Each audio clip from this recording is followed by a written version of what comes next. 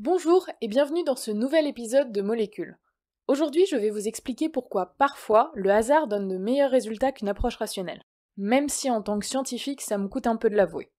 Imaginez, vous êtes un scientifique et vous cherchez à créer une molécule qui a une propriété particulière. La démarche rationnelle la plus commune serait de regarder à quoi ressemblent les molécules qui ont des propriétés semblables et à essayer de faire quelque chose qui leur ressemble. Sauf qu'il y a un domaine où cette approche ne marche pas. Mais alors pas du tout. Ce domaine, ce sont les édulcorants. À ce jour, nous sommes incapables de designer une molécule pour qu'elle ait un goût sucré.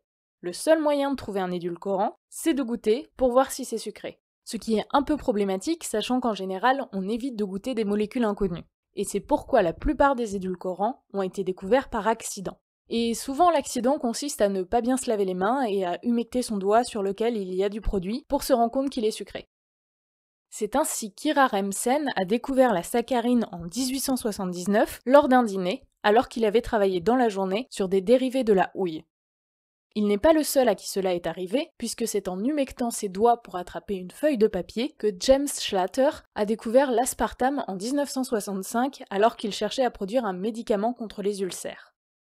Côté non-respect des règles élémentaires de sécurité, il y a aussi l'histoire de Michael Sveda.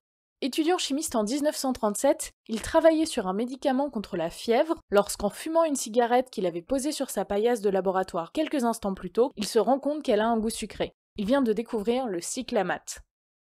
La dernière découverte en date, on la doit à une erreur de compréhension de la part de Shashikant Phannis, un jeune indien étudiant au Queen Elizabeth College de Londres en 1976. On lui aurait demandé de tester les propriétés d'une substance, et il a compris qu'on lui demandait de la goûter, car en anglais, to test veut dire tester et to taste, goûter. Il a alors découvert la sucralose, dont le pouvoir sucrant est 600 fois plus élevé que celui du sucre. Et il a eu beaucoup de chance au passage, car la molécule était censée être un insecticide. J'espère que cette vidéo vous a plu. De mon côté, je vais aller faire le tour des réserves du labo pour voir s'il n'y a pas quelque chose à goûter, et je vous dis à très vite.